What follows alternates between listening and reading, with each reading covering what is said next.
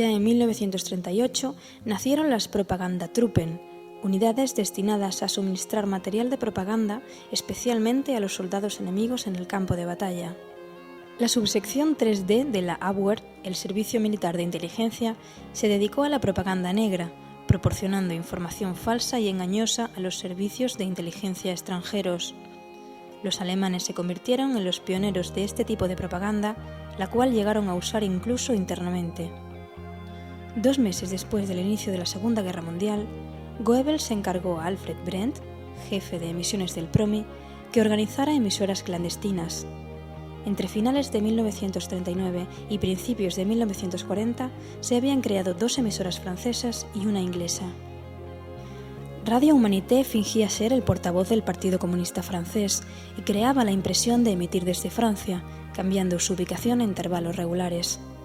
Emprendieron una campaña de propaganda en la que hacían ver que los verdaderos enemigos no eran los alemanes, sino la crema de la burguesía francesa, que poseía todo el poder y explotaba al pueblo.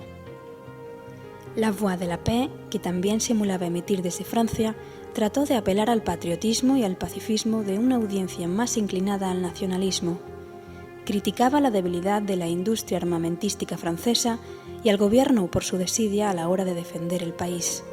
Las autoridades francesas no lograron identificar de forma rotunda estas emisoras como negras. La New British Broadcasting Station salió al aire en febrero de 1940. Era una emisora negra destinada a Inglaterra. Su técnica consistía en inventar historias falsas o exagerar las verdaderas y colocarlas en periódicos o agencias de noticias neutrales. Estas noticias llegarían a la BBC, donde no siempre se cumpliría la norma de al menos 2 fuentes y así quedaría en ridículo por inventar o exagerar historias. La revista Life acusó de subversiva a Radio Stuttgart, emisora inmensamente popular en Francia.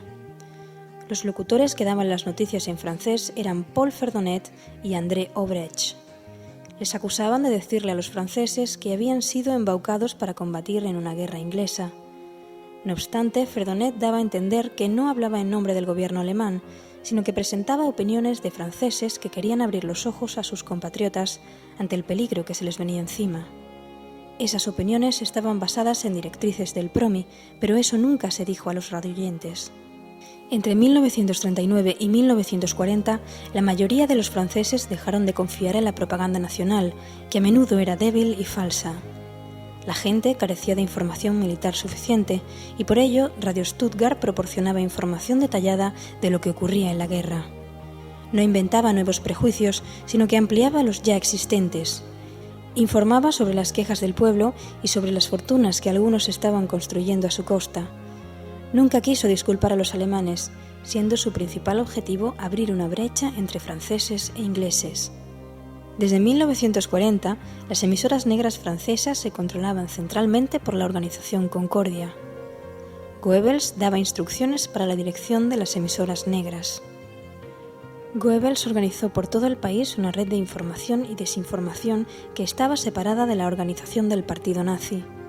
Se hizo uso de la propaganda de murmuración, que se valía de rumores.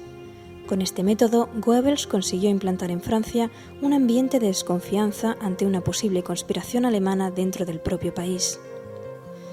En septiembre de 1939, Hitler mandó un falso comunicado a los soldados del Frente Occidental que en realidad iba dirigido a franceses e ingleses. En él se hacía creer a estos últimos que Alemania no era una amenaza, pero que si se entraba en conflicto bélico con ella, jamás sería vencida.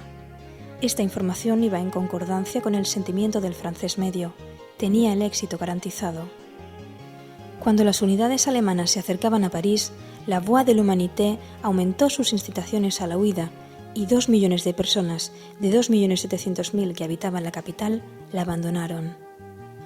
Ante esta enorme campaña de propaganda negra de los alemanes en Francia, los galos no supieron más que adoptar una posición defensiva y se limitaban a negar los puntos de vista de la propaganda germana. Esto era en general contraproducente, ya que no hacía más que aumentar la difusión de las afirmaciones de los alemanes. Llegado el armisticio, Goebbels ya no estaba interesado en Francia. Por entonces los principales protagonistas fueron el Propaganda-Abteilung y el embajador Abetz, cuya misión era orientar desde el punto de vista político a la prensa, la radio y la propaganda en las zonas ocupadas. La propaganda Abteilung era la única que se permitía el uso de propaganda negra. De este modo, el 2 de octubre de 1940 envió instrucciones secretas sobre los métodos que había que emplear con respecto a los medios de comunicación franceses, con el fin de crear una oleada de propaganda antibritánica. La propaganda negra fue una de las armas más poderosas al servicio de los distintos bandos de la guerra y llegaría a influir en el transcurso del conflicto hasta el punto de modificar los acontecimientos que se sucederían.